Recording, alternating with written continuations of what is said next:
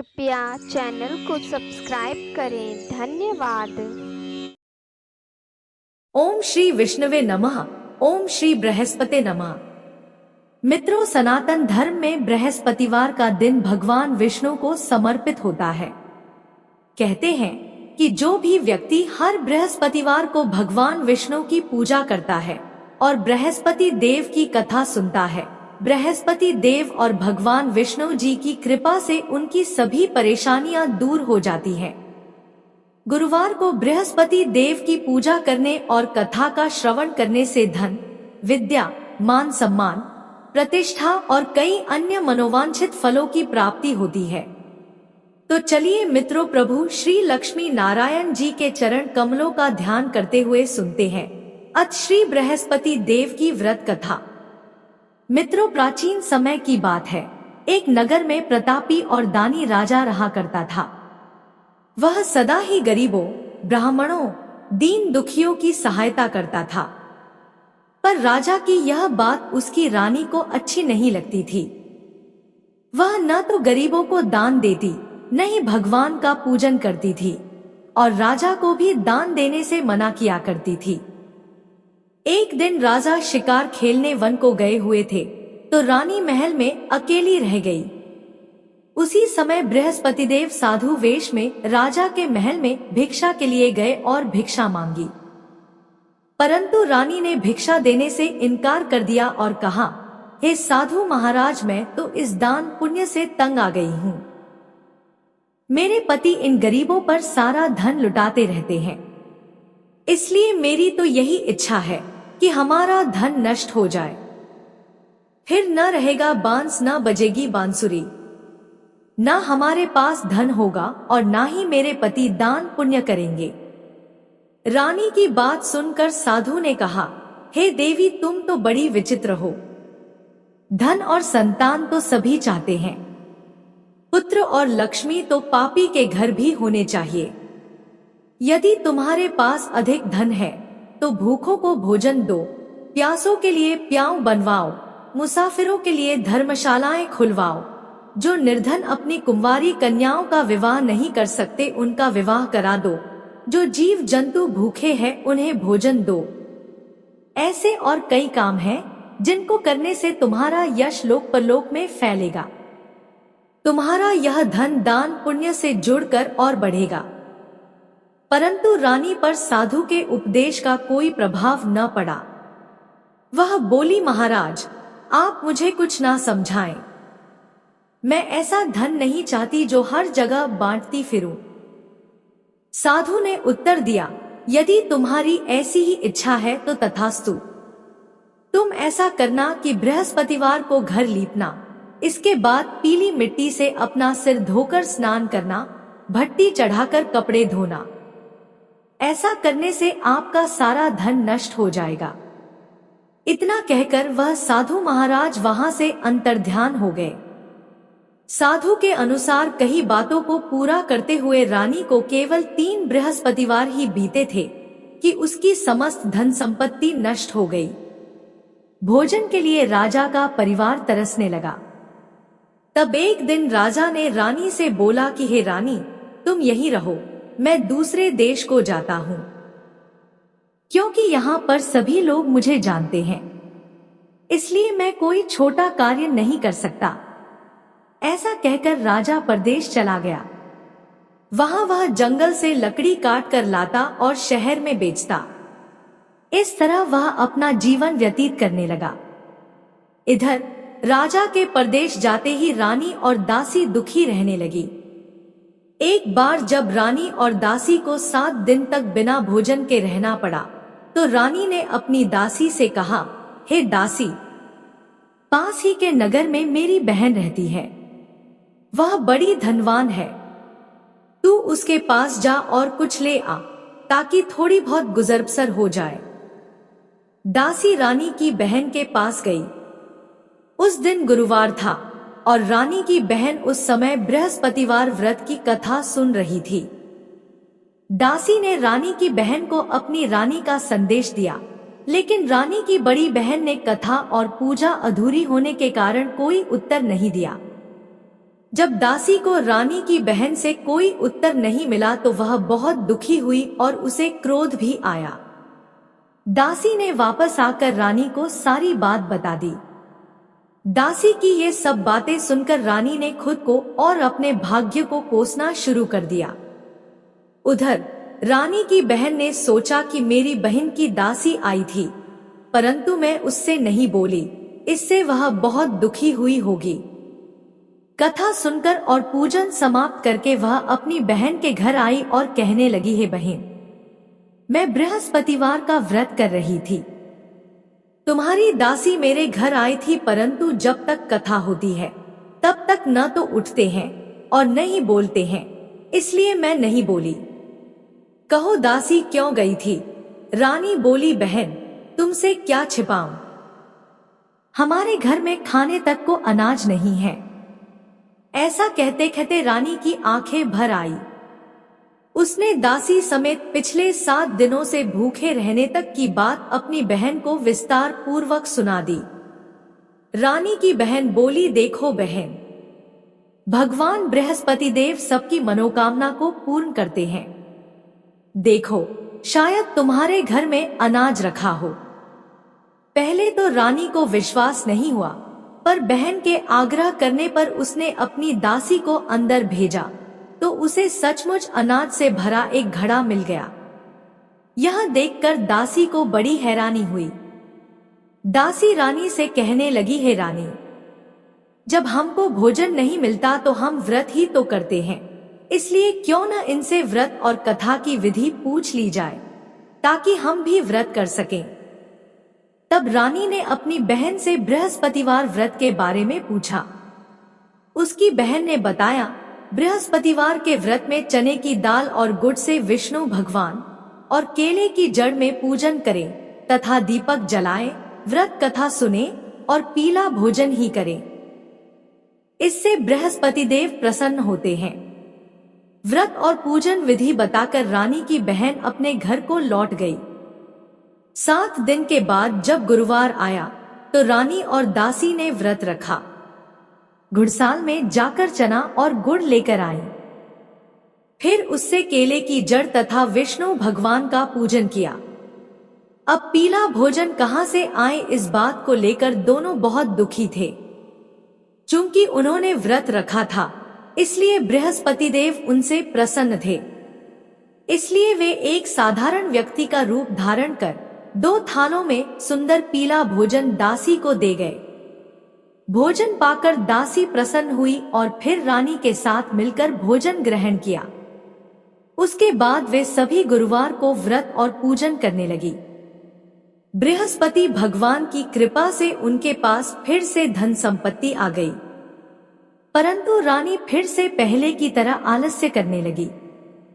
तब दासी बोली, देखो रानी, तुम पहले भी इस प्रकार आलस्य करती थी, तुम्हें धन रखने में कष्ट होता था, इस कारण तुम्हारा सभी धन नष्ट हो गया था, और अब जब भगवान बृहस्पति की कृपा से धन मिला है तो तुम्हें फिर से आलस्य होता है। रानी को समझाते हुए दासी कहती है कि बड़ी मुसीबतों के बाद हमने यह धन पाया है, इसलिए हमें दान पुण्य करना चाहिए, भूखे मनुष्यों को भोजन कराना चाहिए और धन को शुभ कार्यों में खर्च करना चाहिए, जिससे तुम्हारे कुल का यश बढ़ेगा, स्वर्ग की प्राप्ति होगी और पितृ प्रसन्न होंगे। दासी की बात मानकर रानी अपना धन शुभ कार्यों में खर्च करने लगी, जिससे पूरे नगर में उसका यश फैलने लगा। इधर एक दिन राजा दुखी होकर जंगल में एक पेड़ के नीचे आसन जमाकर बैठ गया। वह अपनी दशा को याद करके व्याकुल होने लगा। बृहस्पतिवार का दिन था। एकाएक उसने देखा कि निर्जन वन में एक साधु प्रकट हुए। वह साधु वेश में स्वयं बृहस्पति देवता थे। लकड़हारे के सामने आकर बोले, हे लकड़हारे, इस सुनसान जंगल में तू चिंता मग्न क्यों बैठा है? लकड़हारे ने दोनों हाथ जोड़कर प्रणाम किया और उत्तर दिया, महात्मा जी, आप सब कुछ जानते हैं, मैं क्या कहूँ? यह कहकर रोने लगा और साधु को अपनी आत्मकथा सुनाई। महात्मा जी ने कहा, तुम्हारी स्त्री ने बृहस्पति के दिन बृहस्पति भगवान का निरादर किया है, जिसके कारण रुष्ट होकर उन्होंने तुम्हारी यह दशा कर दी। अब तुम चिंता को दूर करके मेरे कहने पर चलो तो तुम्हारे सब कष्ट दूर हो जाएंगे और भगवान पहले से भी अधिक संपत्ति देंगे। तुम बृहस्पति के दिन कथा किया करो, 2 पैसे के चने और गुड़ लाकर उसका प्रसाद बनाओ और शुद्ध जल से लोटे में शक्कर मिलाकर अमृत तैयार करो। कथा के पश्चात अपने सारे परिवार और सुनने वाले प्रेमियों में अमृत व प्रसाद बांटकर आप भी ग्रहण करो। ऐसा करने से भगवान तुम्हारी सब मनोकामनाएं पूरी करेंगे। साधु के ऐसे वचन सुनकर लकड़हारा बोला, हे प्रभु, मुझे लकड़ी बेचकर इतना पैसा नहीं मिलता जिससे भोजन के उपरांत कुछ बचा सकूं। मैंने कई रात्रि स्वप्न में अपनी स्त्री को व्याकुल देखा है। मेरे पास कुछ भी नहीं जिससे मैं उसकी खबर मंगा सकूं। साधु ने कहा, है लकड़हारे, तुम किसी बात की चिंता मत करो। बृहस्पति के दिन तुम रोजाना की तरह लकड़ियां लेकर शहर को जाओ। तुमको रोज से दुगुना धन प्राप्त होगा, जिससे तुम भली भांति भोजन कर लोगे तथा बृहस्पति देव की पूजा का सामान भी आ जाएगा। इतना कहकर साधु अंतर्ध्यान हो गए। धीरे धीरे समय व्यतीत होने पर फिर वही बृहस्पतिवार का दिन आया। लकड़हारा जंगल से लकड़ी काटकर किसी शहर में बेचने गया। उसे उस दिन और दिनों से अधिक पैसा मिला। राजा ने चना गुड़ आदि लाकर गुरुवार का व्रत किया। उस दिन से उसके सभी क्लेश दूर हुए, परंतु जब दोबारा गुरुवार का दिन आया तो राजा बृहस्पतिवार का व्रत करना भूल गया। इस कारण बृहस्पति भगवान नाराज हो गए। उस दिन उस नगर के राजा ने विशाल यज्ञ का आयोजन किया तथा शहर में यह घोषणा करा दी कि कोई भी मनुष्य अपने घर में भोजन न बनाए, न आग जलाए, समस्त जनता मेरे यहाँ भोजन करने आए। इस आज्ञा को जो न मानेगा उसे फांसी की सजा दी जाएगी। इस तरह की घोषणा संपूर्ण नगर में करवा दी गई। राजा की आज्ञानुसार शहर के सभी लोग भोजन करने गए, लेकिन लकड़हारा कुछ देर से पहुंचा, इसलिए राजा उसको अपने साथ घर लिवा ले गए और ले जाकर भोजन करा रहे थे तो रानी की दृष्टि उस खूंटी पर पड़ी जिस पर उसका हार लटका हुआ था। वह हार वहां पर दिखाई नहीं दिया। रानी ने निश्चय किया कि मेरा हार इस लकड़हारे ने चुरा लिया है। राजा ने उसी समय सिपाहियों को बुलाकर उसको कारागार में डलवा दिया। जब लकड़हारा कारागार में पड़ गया और बहुत दुखी होकर विचार करने लगा कि न जाने कौन से पूर्व जन्म के कर्म से मुझे यह दुख प्राप्त हुआ है। ऐसा सोचते हुए वो उसी साधु को याद करने लगा जो कि जंगल में मिला था। उसी समय तत्काल बृहस्पति देव साधु के रूप में प्रकट हुए और उसकी दशा को देखकर कहने लगे, अरे मूर्ख, तूने बृहस्पति देव की कथा नहीं करी, इस कारण तुझे दुख प्राप्त हुआ है। अब चिंता मत कर, बृहस्पतिवार के दिन कारागार के दरवाजे पर 4 पैसे पड़े मिलेंगे। उनसे तू बृहस्पति देव की पूजा करना, तेरे सभी कष्ट दूर हो जाएंगे। बृहस्पति के दिन उसे 4 पैसे मिले। लकड़हारे ने कथा कही। उसी रात्रि को बृहस्पति देव ने उस नगर के राजा को स्वप्न में कहा, हे राजा, तुमने जिस आदमी को कारागार में बंद कर दिया है वह निर्दोष है। वह राजा है, उसे छोड़ देना। रानी का हार उसी खूंटी पर लटका है। अगर तू ऐसा नहीं करेगा तो मैं तेरे राज्य को नष्ट कर दूंगा। इस तरह रात्रि के स्वप्न को देखकर राजा प्रातः काल उठा और खूंटी पर हार देखकर लकड़हारे को बुलाकर क्षमा मांगी तथा लकड़हारे को योग्य सुंदर वस्त्र आभूषण देकर विदा कर दिया। बृहस्पति देव की आज्ञानुसार लकड़हारा अपने नगर को चल दिया। राजा जब अपने नगर के निकट पहुंचा तो उसे बड़ा आश्चर्य हुआ। नगर में पहले से अधिक बाग, तालाब, कुएं तथा बहुत सी धर्मशाला, मंदिर आदि बन गई हैं। राजा ने पूछा, यह किसका बाग और धर्मशाला है? तब नगर के सब लोग कहने लगे, यह सब रानी और बांदी के हैं। तो राजा को आश्चर्य हुआ और गुस्सा भी आया। जब रानी ने यह खबर सुनी कि राजा आ रहे हैं, तो उन्होंने बांदी से कहा कि हे दासी, देख राजा हमको कितनी बुरी हालत में छोड़ गए थे। हमारी ऐसी हालत देखकर वह लौट न जाए, इसलिए तू दरवाजे पर खड़ी हो जा। आज्ञानुसार दासी दरवाजे पर खड़ी हो गई। राजा आए तो उन्हें अपने साथ लिवा लाई। तब राजा ने क्रोध करके अपनी रानी से पूछा कि यह धन तुम्हें कैसे प्राप्त हुआ है। तब उन्होंने कहा, हमें यह सब धन बृहस्पति देव के इस व्रत के प्रभाव से प्राप्त हुआ है। राजा ने निश्चय किया कि 7 रोज बाद तो सभी बृहस्पति देव का पूजन करते हैं, परंतु मैं प्रतिदिन दिन में 3 बार कहानी तथा रोज व्रत किया करूंगा। अब हर समय राजा के दुपट्टे में चने की दाल बंधी रहती तथा वह दिन में 3 बार कहानी कहता। एक रोज राजा ने विचार किया कि चलो अपनी बहन के यहाँ हो आए। इस तरह निश्चय कर राजा घोड़े पर सवार हो अपनी बहन के यहाँ को चलने लगा। मार्ग में उसने देखा कि कुछ आदमी एक मुर्दे को लिए जा रहे हैं। उन्हें रोककर राजा कहने लगा, अरे भाइयों, मेरी बृहस्पति देव की कथा सुन लो। वे बोले, लो, हमारा तो आदमी मर गया है, इसको अपनी कथा की पड़ी है।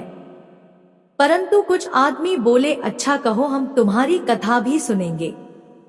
राजा ने दाल निकाली और जब कथा आधी हुई थी कि मुर्दा हिलने लग गया, और जब कथा समाप्त हो गई तो मुर्दा राम राम करके उठकर खड़ा हो गया।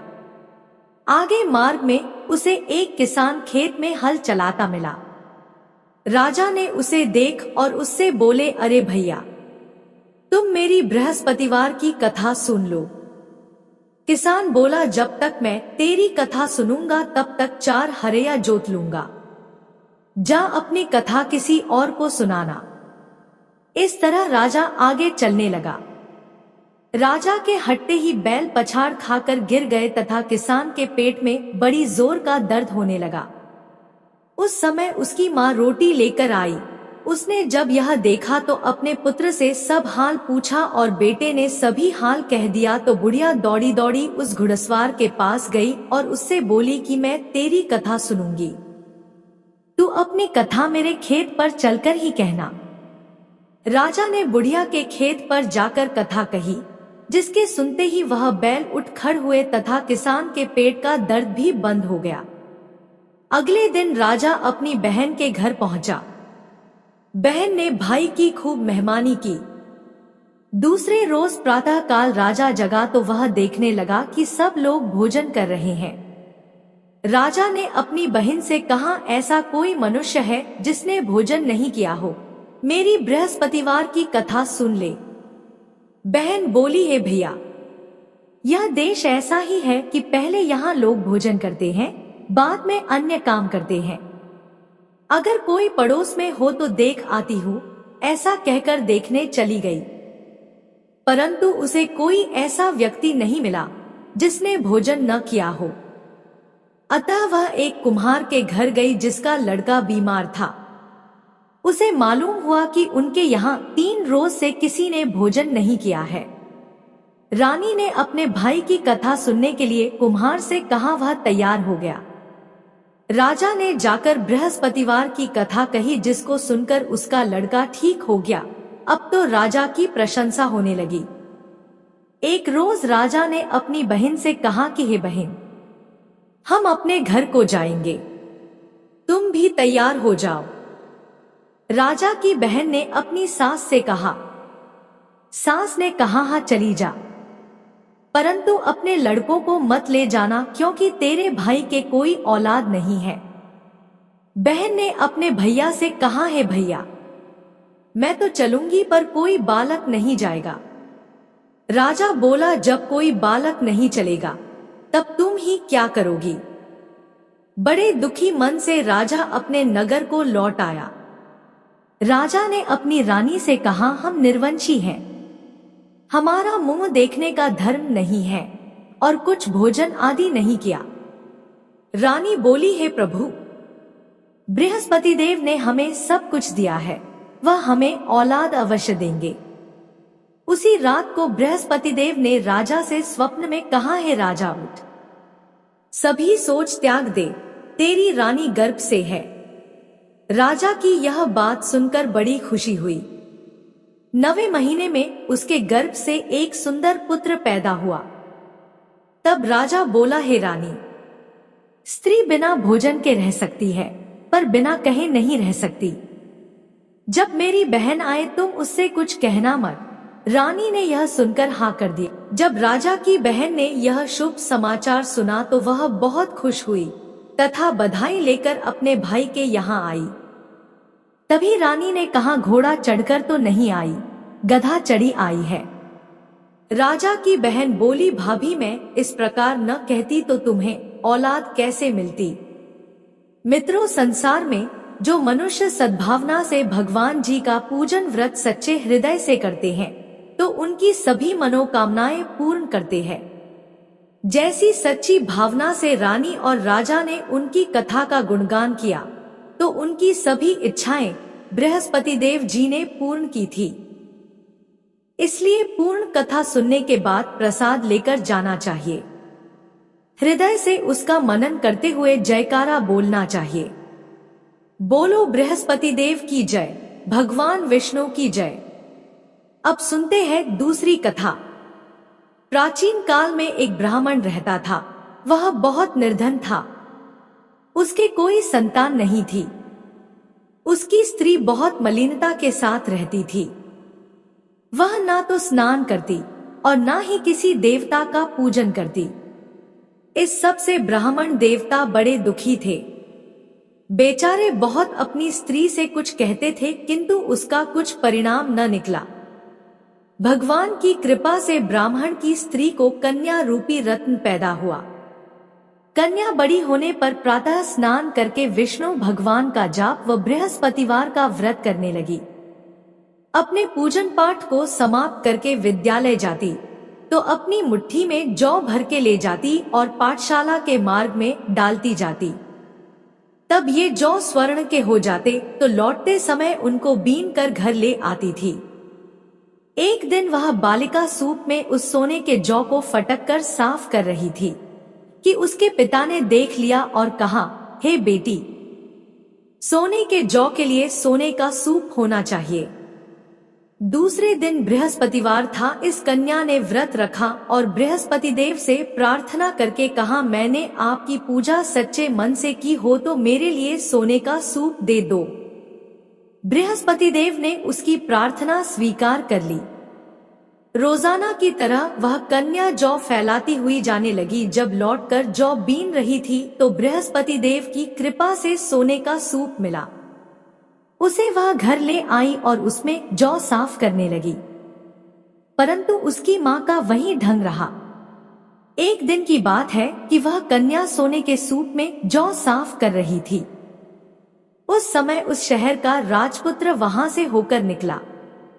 इस कन्या के रूप और कार्य को देखकर मोहित हो गया तथा अपने घर आकर भोजन तथा जल त्याग कर उदास होकर लेट गया। राजा को इस बात का पता लगा तो अपने प्रधानमंत्री के साथ उसके पास गए और बोले, हे बेटा, तुम्हें किस बात का कष्ट है? किसी ने अपमान किया है अथवा और कारण हो सो कहो, मैं वही कार्य करूंगा जिससे तुम्हें प्रसन्नता हो। अपने पिता की राजकुमार ने बातें सुनी तो वह बोला, मुझे आपकी कृपा से किसी बात का दुख नहीं है। किसी ने मेरा अपमान नहीं किया है, परंतु मैं उस लड़की से विवाह करना चाहता हूँ जो सोने के सूप में जौ साफ कर रही थी। यह सुनकर राजा आश्चर्य में पड़ गया और बोला, हे बेटा, इस तरह की कन्या का पता तुम ही लगाओ, मैं उसके साथ तेरा विवाह अवश्य ही करवा दूंगा। राजकुमार ने उस लड़की के घर का पता लगाया। तब मंत्री उस लड़की के घर गए और ब्राह्मण देवता को सभी हाल बतलाया। ब्राह्मण देवता राजकुमार के साथ अपनी कन्या का विवाह करने के लिए तैयार हो गए तथा विधि विधान के अनुसार ब्राह्मण की कन्या का विवाह राजकुमार के साथ हो गया। कन्या के घर से जाते ही पहले की भांति उस ब्राह्मण देवता के घर में गरीबी का निवास हो गया। अब भोजन के लिए भी अन्न बड़ी मुश्किल से मिलता था। एक दिन दुखी होकर ब्राह्मण देवता अपनी पुत्री के पास गए। बेटी ने पिता की दुखी अवस्था को देखा और अपनी मां का हाल पूछा। तब ब्राह्मण ने सभी हाल कहा। कन्या ने बहुत सा धन देकर अपने पिता को विदा कर दिया। इस तरह ब्राह्मण का कुछ समय सुखपूर्वक व्यतीत हुआ। कुछ दिन बाद फिर वही हाल हो गया। ब्राह्मण फिर अपनी कन्या के यहाँ गया और सारा हाल कहा तो उसकी लड़की बोली, हे पिताजी, आप माताजी को यहाँ पर लेकर आओ। मैं उसे विधि बता दूंगी जिससे आपकी गरीबी दूर हो जाएगी। वह ब्राह्मण देवता अपनी स्त्री को साथ लेकर बेटी के घर पहुंचे तो बेटी अपनी मां को समझाने लगी, हे मां, तुम प्रातः काल प्रथम स्नानादि करके विष्णु भगवान का पूजन करो और दिन में बृहस्पति देव का व्रत रखो।